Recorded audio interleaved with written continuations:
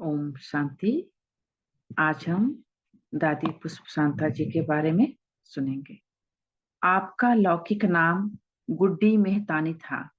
बाबा से अलौकिक नाम मिला पुष्प शांता। बाबा आपको प्यार से गुड्डू कहते थे।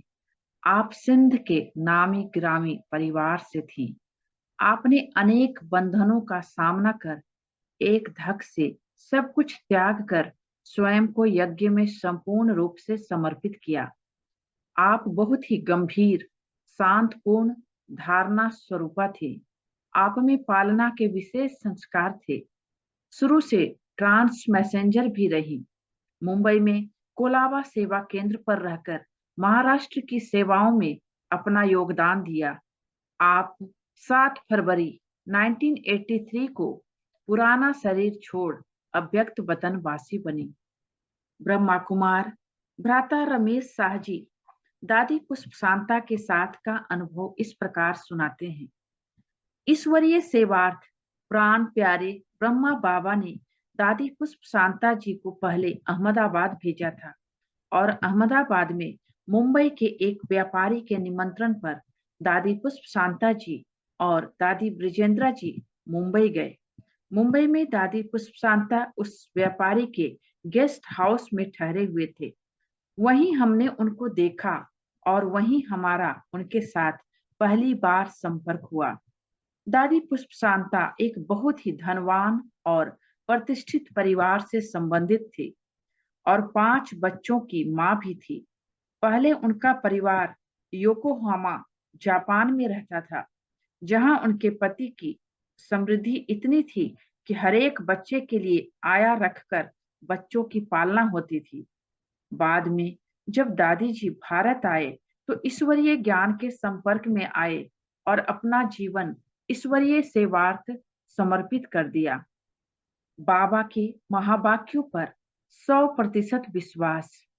सन 1957 में जब मेरे निमंत्रण को ब्रह्मा बाबा ने स्वीकार किया और ब्रह्मा बाबा मुंबई पधारे, तब मैं और मेरा परिवार दादी पुष्प शांता के घनिष्ठ संपर्क में आए।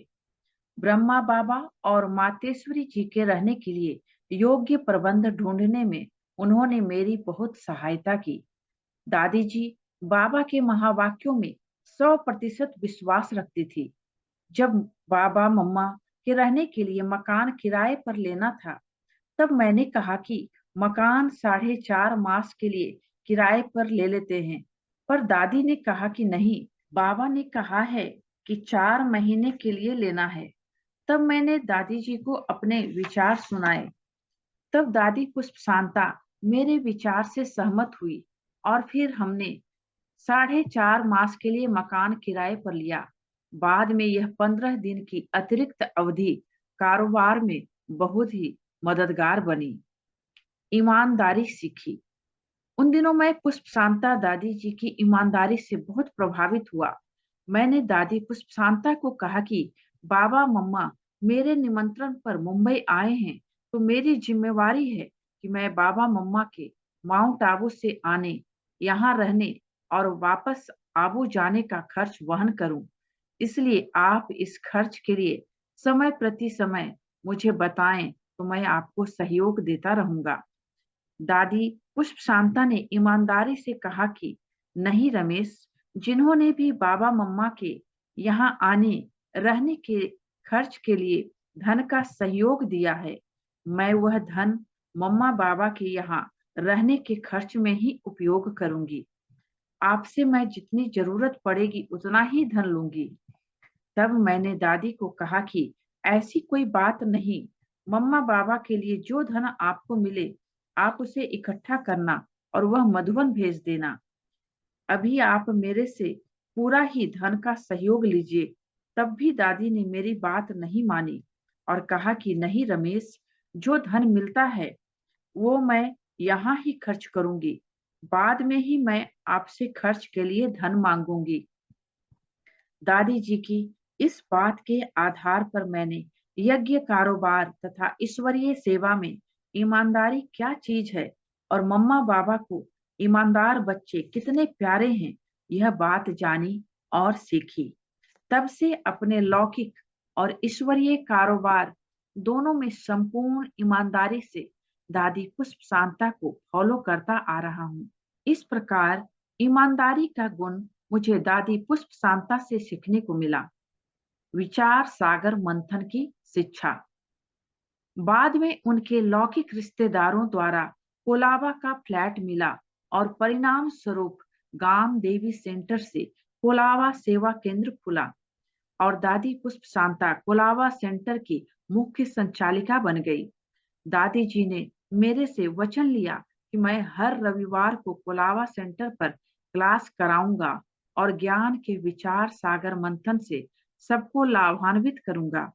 इस प्रकार विचार सागर मंथन करने की शिक्षा भी मुझे दादी पुष्प शांता से मिली और इसी बात के आधार पर दादी जी ने मुझसे वचन लिया कि मैं हर मास एक लेख ज्ञानामृत में लिखने का प्रयत्न करूं और यह वचन मैं आज तक पालन कर रहा हूं।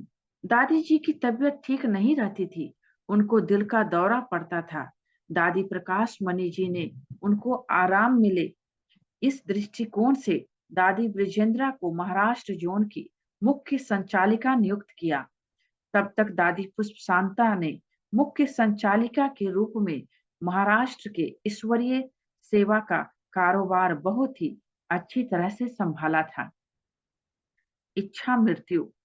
दादी जी से बहुत सी बातें सीखने को मिली, परंतु उनमें से एक बात जो मुझे बहुत ही अच्छी लगती है वह है उनका अपने पर नियंत्रण। शास्त्रों में तो हमने पढ़ा था कि महाभारत में भीष्म पितामह को इच्छा मृत्यु का वरदान प्राप्त था, परंतु इच्छा मृत्यु क्या है और स्वेच्छा से कोई कैसे शरीर छोड़ सकता है, उसका मेरे पास कोई सबूत नहीं था। दादी जी के अंतिम समय पर एक रात उन्हें फिर से दिल में दर्द हुआ और इसलिए हमारी बड़ी बहन ने उन्हें अस्पताल में एडमिट कराया। दादी जी ने मना किया कि मुझे अस्पताल नहीं भेजो, यहाँ सेंटर पर ही शरीर छोड़ना है, परंतु सभी डॉक्टर्स के कहने पर रात को दादी मुंबई अस्पताल में एडमिट हो गए। दूसरे दिन सुबह दादी जी ने स्नान पानी किया, मुरली सुनी और अपनी साथी मोहिनी बहन से पूछा कि घड़ी में कितना समय हुआ है। उन्होंने कहा 7:45 बजा है। तो दादी पुष्प शांता ने मोहिनी बहन को अस्पताल के सभी डॉक्टर्स की सेवा के लिए भेजा कि उनको कहो कि दादी पुष्प शांता 8:30 बजे शरीर छोड़ेगी। मोहिनी बहन सभी को यह समाचार सुनाकर 8:15 बजे वापस आई तो दादी जी ने कहा अभी भी 10 मिनट बाकी है, अन्य सभी की भी सेवा करो, 10 मिनट बाद मेरे पास आना। इसके बाद सुबह 8:25 बजे मोहिनी बहन तथा अस्पताल के सभी मुख्य डॉक्टर्स हाजिर हो गए। दादी जी ने गीत बजवाया और जैसे गीत के स्वर के आधार पर संदेशी वतन में जाती है, वैसे ही गीत के स्वर पर इच्छा मृत्यु के बल के आधार से दादी जी ने अपनी देह का त्याग किया। अस्पताल के स्टाफ सदस्य दादी की इस इच्छा मृत्यु को देख आश्चर्य में पड़ गए और उन्हें अनुभव हुआ कि कैसे एक राजयोगी आत्मा इच्छा शक्ति के आधार पर शरीर छोड़ती है। धन से धारणाओं का निर्माण। दादी पुष्प शांता को शरीर निर्वाह अर्थ पैसे एवं कपड़े लौकिक रिश्तेदारों से मिलते थे और दादी निर्मल शांता जो ब्रह्मा बाबा की लौकिक सुपुत्री हैं को भी अपने लौकिक भाई नारायण दादा से धन आदि का संपूर्ण सहयोग मिलता था।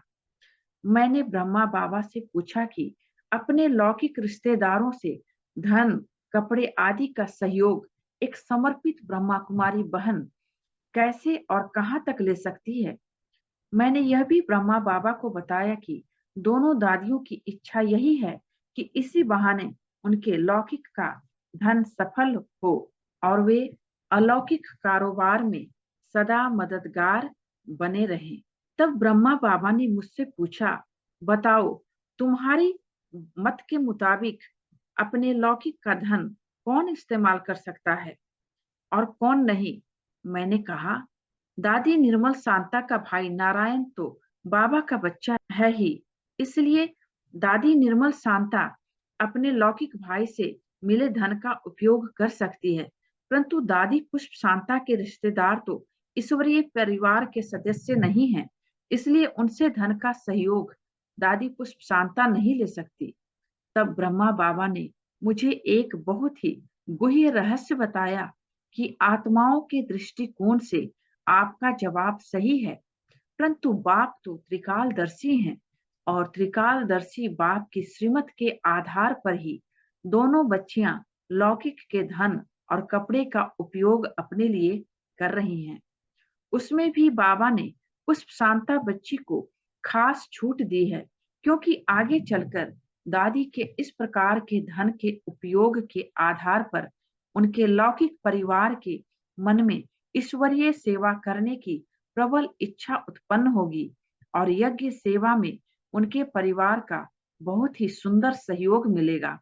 पुष्प शांता बच्ची के लौकिक के धन के सहयोग से उनके परिवार में ईश्वरीय धारणा बढ़े, इसलिए त्रिकालदर्शी बाप ने पुष्प शांता बच्ची को धन से धारणा बढ़ाने का प्रयोग करने की छुट्टी दी है।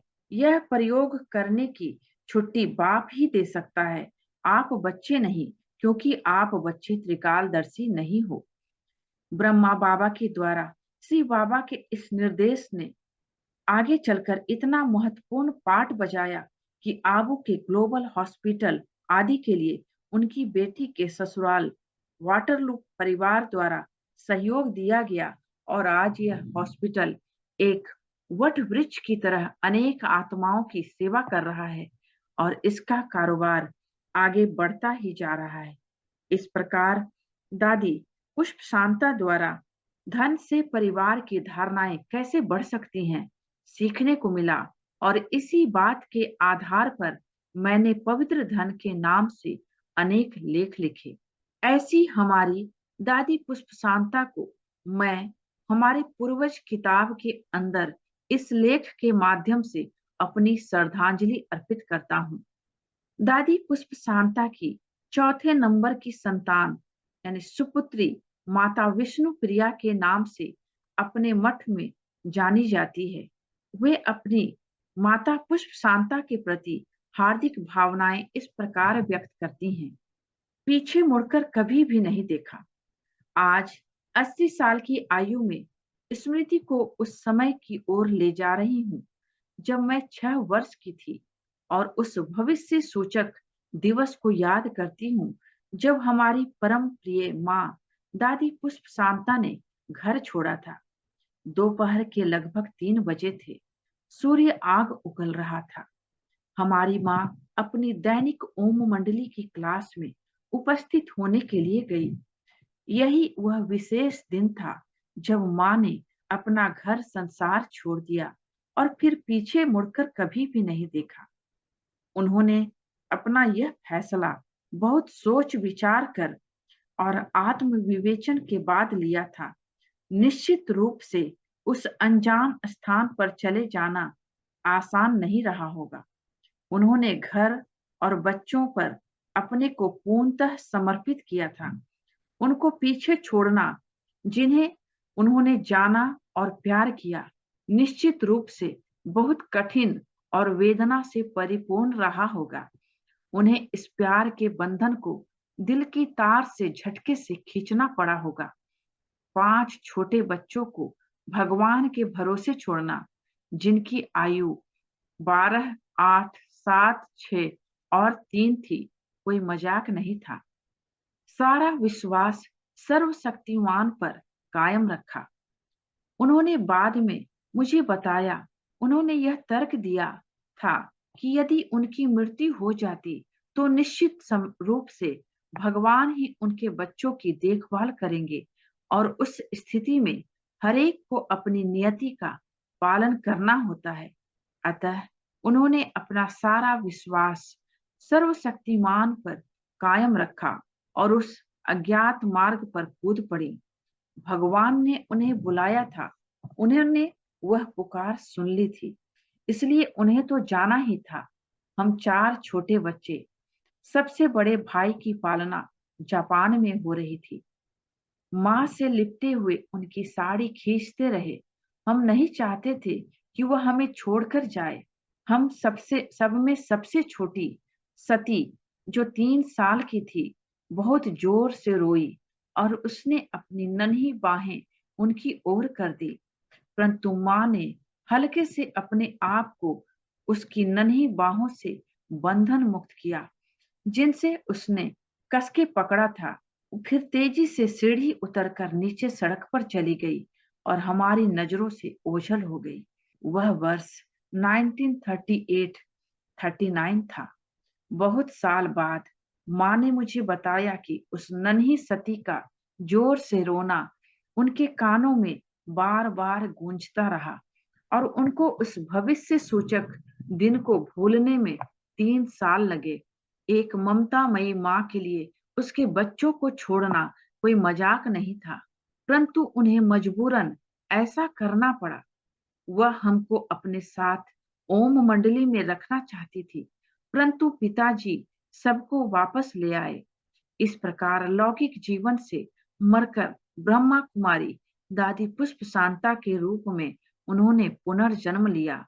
उनकी हिम्मत और सामर्थ्य को मेरा सादर नमन। 17 वर्षों तक संपर्क नहीं हुआ। माँ ने यज्ञ भट्टी के आरंभ के वर्ष बाबा के निरीक्षण और मार्गदर्शन में आध्यात्मिक अनुशासन का अभ्यास करते हुए बिताए। 17 वर्षों के लंबे काल तक हमारी माँ और हमारे बीच कोई संपर्क नहीं हुआ। इस बीच हम बच्चे बड़े हो गए थे और अपनी धनी जीवन शैली, पूर्वी और पश्चिमी संस्कृतियों के सम्मिश्रण में अच्छी तरह रम चुके थे। फिर वह समय आया जब बाबा ने हमारी माँ को बॉम्बे के कोलाबा क्षेत्र में पहला सेवा केंद्र खोलने के लिए भेजा। मैं उनकी वो पहली संतान थी जो अपने परिवार, ससुराल के सदस्यों सहित उनके संपर्क में आई। हमारी माँ और मैं एक ही लिफ्ट में एक दूसरे के सामने थे और दोनों ने एक दूसरे को पहचाना नहीं, जब तक कि मैंने परिचय नहीं कराया। यह काफी नाटकीय था। आंतरिक अच्छाई और स्नेही स्वभाव।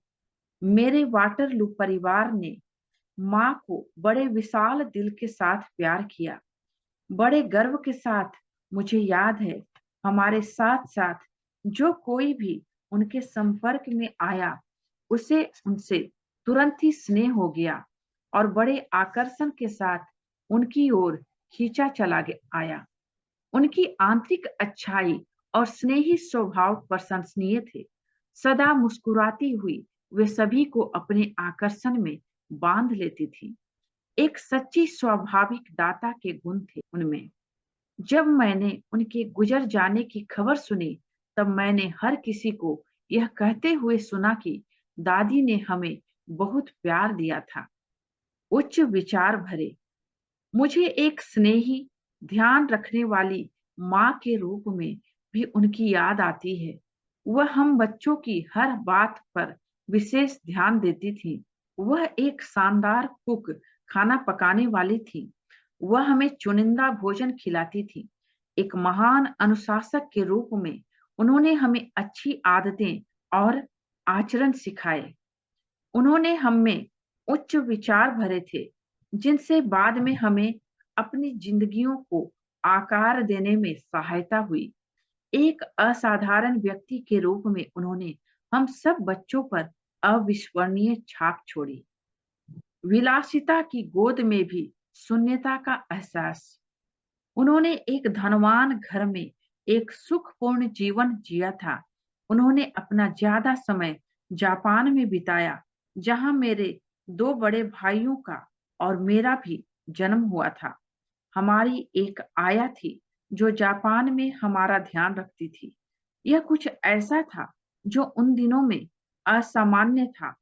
विलासिता की गोद में रहने के बावजूद माँ ने एक बार मुझे बताया कि उन्हें उनके भीतर एक महान शून्यता की महसूसता उस समय से अनुभव हो रही थी जब वे अपने पैतृक घर में थी, और यह शून्यता भौतिक पदार्थों से भरी नहीं जा सकी। घर में सबसे बड़ी संतान होने के कारण उनके अभिभावकों और भाई बहनों की देखभाल की जिम्मेदारी उनके नाजुक कंधों पर आ गई थी।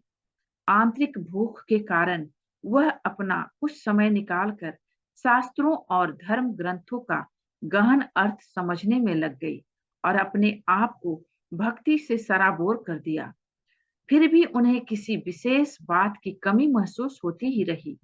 उन्होंने मुझे बताया कि उन्हें भक्ति से अधिक किसी और चीज की आवश्यकता थी, जो उन्हें बाद में निराकार शिव परमात्मा द्वारा प्रचुर मात्रा में मिल गई।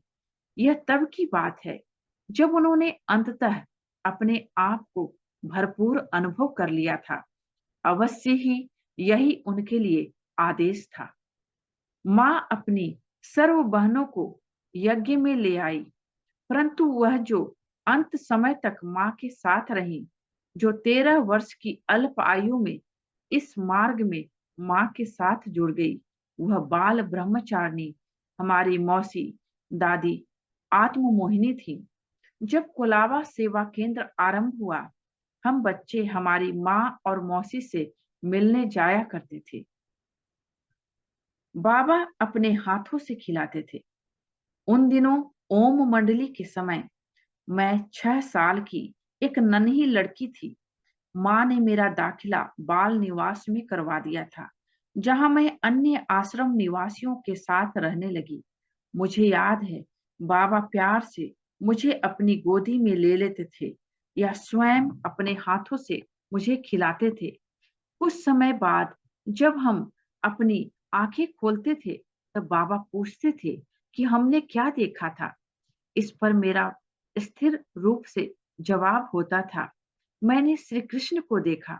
तब बाबा ने भविष्यवाणी की और माँ को बताया, तुम्हारी इस बच्ची का बहुत अनोखा पाठ रहेगा। ऋषि मुनियों की कहानियां सुनाती थी। माँ अपनी शादी होने से पहले से ही काफी आध्यात्मिक थी, अतः यह स्वाभाविक था कि वह यह चाहती थी कि हम भी उन महापुरुषों के गुणों और विशेषताओं को धारण करें, जिनके महान कर्मों से हमारे धर्म शास्त्र भरे पड़े हैं। वह हमें महाभारत, रामायण और श्रीमद् भागवत से संत ऋषि मुनियों की कहानियां सुनाया करती थी, विशेष रूप से रानी मदालसा की, जिन्होंने अपने राजकुमार पुत्रों में त्याग के संस्कार भरे थे। इन बातों ने निश्चित तौर पर हमारे पहले से ही ग्रहणशील मन पर एक छिन्न छाप छोड़ दी थी। जब मैंने वाटुमल हाउस छोड़ा और श्री कृष्ण की नगरी वृंदावन में गई, तो माँ ने सबसे अधिक मिलनसारिता के साथ मुझे कोलाबा सेंटर पर रहने के लिए स्थान दिया। बालकनी में एक पलंग, ताकि मेरे बॉम्बे आगमन के दौरान मुझे मेरे लौकिक परिवार वालों के पास जाने की आवश्यकता महसूस न हो। योग्य और माननीय आत्मा, यह हम बच्चों के लिए विशेष बात थी कि हमारी माँ को इतना सम्मान मिला और वह पहली 8 दादियों में से एक थी जो बाबा और मम्मा के पास आई थी। वह सचमुच में भरपूरता के साथ सबसे अधिक योग्य और माननीय आत्मा थी, जिनका सबसे अधिक अभिनंदन हुआ। वह वास्तव में एक महान आत्मा थी, जो शिव बाबा के प्यार के प्रति लालायित होकर अन्य आत्माओं को ज्ञानवान बनाने और उनका मार्गदर्शन करने आई थी। मैं हमारी माँ दादी पुष्प शांता जी को अपने हृदय से अभिवादन और श्रद्धांजलि अर्पित करती हूँ। हम इस धरती पर उन्हें अपनी माँ के रूप में पाकर धन्य धन्य हो गए। ब्रह्मा कुमारी मोहिनीबन कोलाबा, जो 6 साल दादी पुष्प शांता के साथ रही, उनके साथ का अनुभव इस प्रकार सुनाती हैं। प्रदर्शनी के चित्रों को ट्रांस में देखा।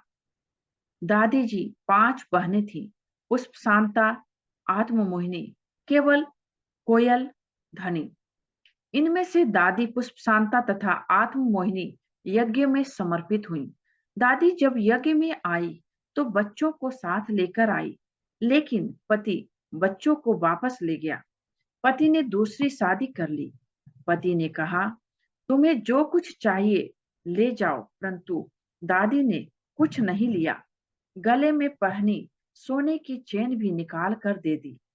एक धक से त्याग कर दिया। माता होने के कारण दादी में पालना के संस्कार बहुत थे। उम्र में बड़ी और अनुभवी होने के कारण छोटी बहनों को पालना देने में नंबर 1 थी। दादी चारों धारणाओं को युक्ति से पक्का करवाती थी। उनमें भी विशेष पवित्रता की धारणा पर अटेंशन खिंचवाती थी। कुछ समय मुंबई वाटरलू मेंशन में रही, फिर कोलाबा सेंटर खुला तो वहां जाकर रही। कोलाबा सेंटर का फिर आगे विस्तार किया, जिससे कल्याण, मुलुंड, दहिसर आदि सेंटर खुले। सन 1970 में जब पहली प्रदर्शनी विश्व नव निर्माण प्रदर्शनी बनी, उस समय दादी कोलाबा सेंटर पर थी। दादी ट्रांस में जाकर सारे चित्र देखकर आई और उस आधार पर प्रदर्शनी के सारे चित्र बने। जन्माष्टमी पर दादी के तन में श्री कृष्ण की आत्मा का पाठ चलता था। पालना देने का विशेष संस्कार। दादी साधारण आत्माओं में भी उमंग उत्साह भरकर योग्य बना देती थी। योग्य आत्मा को और भी योग्य बना देती थी। परखने की शक्ति जबरदस्त थी। ऑलराउंडर सेवाधारी थी। जिन आत्माओं को दादी ने पालना दी, उन्हें भी ऑलराउंडर बनाया। दादी का सरल स्वभाव था। छोटे बड़े युवा सबको कैसे चलाना है, यह कला दादी में थी। मुंबई का पुराना कोई भी व्यक्ति ऐसा नहीं जिसने दादी की पालना न ली हो। चंद्रिका बहन, महादेव नगर, अहमदाबाद, वेदांती बहन, अफ्रीका, हेमलता बहन, ट्रिनिडाद, सुषमा बहन, जामनगर जैसी कुमारियों को पालना देकर दादी ने सेवा के क्षेत्र में उतारा और आज ये बहनें ब्राह्मण परिवार में नक्षत्र की न्याय चमक रही हैं। निर्वैर भाई, रमेश भाई, डॉक्टर निर्मला बहन, सीलू बहन, इन अमूल्य रत्नों ने भी दादी से पालना ली है। देने में दिलदार। दादी जी के 5 बच्चे थे, जिनमें 2 लड़कियां और 3 लड़के थे। एक लड़की सन्यासिनी बन गई। दादी के दामाद खुबा बाटुमल को दादी के प्रति बहुत भावना थी। उन्हीं ने दादी की याद में माउंट आबू के ग्लोबल हॉस्पिटल का निर्माण करवाया। दादी के बेटे और दामाद ने मिलकर कोलाबा के में सेंटर खुलवाया। दादी को हार्ट की तकलीफ थी। उन्होंने 7 फरवरी 1983 को मुंबई में पुरानी देह त्याग की। उस समय माउंट आबू में पहली अंतरराष्ट्रीय कॉन्फ्रेंस चल रही थी। जब दादी ने शरीर छोड़ा तो अलमारी में सिर्फ 8 साड़ी और 1 जोड़ी चप्पल थी। दूसरों को देने में दिलदार थी, परंतु खुद के लिए कुछ भी नहीं रखा। मुलुंड सेवा केंद्र की संचालिका ब्रह्मा कुमारी गोदावरी बहन, जो सन 1958 में दादी जी के संपर्क में आई और उनसे पालना ली, दादी जी की विशेषताएं इस प्रकार सुनाती हैं। समर्पित कराने के निमित्त। आदरणीय पुष्प शांता दादी जी हमारे लौकिक घर में सप्ताह में 3 बार क्लास कराने आती थी। उस समय हमें बाबा की तथा यज्ञ इतिहास की बातें सुनाती थी। लौकिक घर के कुछ सदस्य इतना समझते नहीं थे। दादी जी और बाबा की प्रेरणा से जब हमें ट्रांस का पाठ मिला तो धीरे धीरे सारे घर का वायुमंडल परिवर्तित होने लगा। घर के सभी सदस्यों को ऐसी अलौकिक शक्ति प्राप्त हुई जो निश्चय बुद्धि बनकर हमें इस यज्ञ में समर्पित कर दिया। दादी जी हमेशा कहती थी कि योग बल के द्वारा ही संपूर्ण विजय बनना है और मौन की भाषा से कर्म बंधनों से निर्बंधन बनना है। दादी जी द्वारा दी गई ऐसी अनेकानेक सूक्ष्म शिक्षाओं ने हमें लौकिक स्वभाव, संस्कार, संबंध संपर्क परिवर्तित करने में बहुत मदद की, सदा आगे बढ़ाया। दादी जी की सरलता, सहयोग, स्नेह, बाबा के समीप ले जाने की उत्कंठा ने ही हमें बाबा के समीप लाया। उन्होंने ही बाबा से हमें मिलाया। हम ज्ञान मार्ग में आगे बढ़ते रहे। उसके लिए दादी जी ने दिन रात सहयोग दिया। हर पल, हर घड़ी दादी जी चाहती थी कि चारों ही विषयों में इस आत्मा को मैं बहुत ही आगे बढ़ाऊं, जो बाबा का नाम वाला करे। सेवा के हर कार्य में तथा मनसा वाचा कर्मणा से आगे बढ़ाने में अग्रसर रहती थी। ईश्वरीय नियमों की पालना में भी दादी जी हमें निश्चय बुद्धि बनाकर आगे बढ़ाती थी। दुआओं का सहयोग, दादी जी सिखाती थी कि आने वाली आत्माओं को बाबा का परिचय देकर कैसे उनकी पालना करनी चाहिए। जब ब्रह्मा बाबा मुंबई में आए तो दादी जी ने ब्रह्मा बाबा से हमारा परिचय कराया। ब्रह्मा बाबा ने दृष्टि दी और कहा कि कल्प पहले वाली बिछुड़ी हुई बच्ची है, सेवा में और योग शक्ति में बहुत ही आगे बढ़ेगी। उस समय बाबा ने हमें विजय भव का वरदान दिया। वह दिन और आज की घड़ी दादी पुष्प शांता जी का आत्मीय प्यार, अलौकिक स्नेह, साथ में ब्रह्मा बाबा का अनमोल दिल व जान का प्यार, दुलार और वरदानों की दृष्टि मैं कभी भी भूल नहीं सकती। दादी पुष्प शांता का साथ जीवन में अधिक मिलने से लगता है कि जैसे मेरे भाग्य का सितारा जग गया। उनकी सूक्ष्म दुआएं, स्नेह और सहयोग का साथ और शक्तियों का हाथ अभी तक भी अनुभव होता है। उनकी दुआओं से लगता है कि मैं दिन दुगना रात चौगुना ईश्वरीय यज्ञ में आगे बढ़ती जा रही हूँ। जामनगर से ब्रह्मा कुमारी सुषमा बहन दादी पुष्प शांता के बारे में लिखती हैं। मैं दादी जी के साथ मुंबई में 4 साल सेवा साथी बनकर रही। दादी जी अपने लौकिक जीवन के बारे में कई बार सुनाती थी। मैं अपने बच्चों को रुई में लपेट कर रखती थी। सिले हुए कपड़े भी नहीं पहनाती थी, इसलिए कि कहीं सिलाई बच्चों को चुभ न जाए। घर में बहुत पैसा था। बचत का संस्कार, एक बार दादी जी की एक बहू जापान से खास दादी जी से मिलने आई थी। उसके मन में यह प्रश्न था कि इतनी अमीर घर की मेरी सास इतनी अमीरी को छोड़कर क्यों इतनी त्याग मूर्त बन गई। वह कोलाबा सेंटर पर आई। एक थाली में पूजा की सामग्री रखकर उसने दादी जी की पूजा की। दादी जी से मिलकर वह बहुत खुश हुई और उसे अपने प्रश्न का जवाब भी मिला। जिन दिनों मैं वहां थी तब दादी पुष्पशांता कंप्लीट बेड रेस्ट में थी। अमृत वेले का गीत बजाने की मेरी ड्यूटी थी। गीत बजाकर मैं दादी के कमरे का दरवाजा थोड़ा बंद कर देती थी ताकि दादी की नींद डिस्टर्ब ना हो, लेकिन दादी मना करती थी और बेड रेस्ट में होते भी अमृत वेला अवश्य करती थी। बीमारी में भी क्लासरूम में बैठकर प्रतिदिन मुरली भी सुनती थी और सप्ताह में एक बार मुरली भी अवश्य सुनाती थी। यज्ञ की बहुत बचत करती थी। अरबपति घर की होते भी दादी अपने लिए व्यक्तिगत कभी कुछ भी नहीं रखती थी। धर्मराज की सजा से मुक्त, सिखाने का बहुत शौक था। टोली बनाना, खाना बनाना, यह सब मुझे सिखाया। मेरी कोई बात चित्त पर नहीं रखी, इशारा देती थी और फिर नॉर्मल हो जाती थी। दिसंबर 1981 में दादी जी के साथ पार्टी लेकर मैं मधुबन आई थी। तब मेडिटेशन हॉल में व्यक्तिगत मुलाकात में बाबा ने उनसे कहा था, बच्ची, तुम्हारा सारा कर्मों का हिसाब किताब पूरा हो चुका है। अब तुम्हें धर्मराज की सजा नहीं मिलेगी। महादेव नगर, अहमदाबाद सब जोन की निमित्त संचालिका ब्रह्मा कुमारी चंद्रिका बहन दादी जी के साथ बिताए अनमोल पलों को याद करते हुए कहती हैं, दादी का बाबा में अटूट निश्चय था। ससुराल में उनको संभालने के लिए 7-8 नौकरानियां रहा करती थी।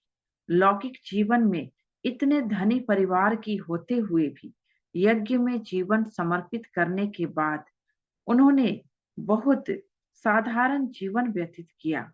मैं सन 1969 से 1973 तक दादी पुष्पशांता जी के साथ रही हूँ।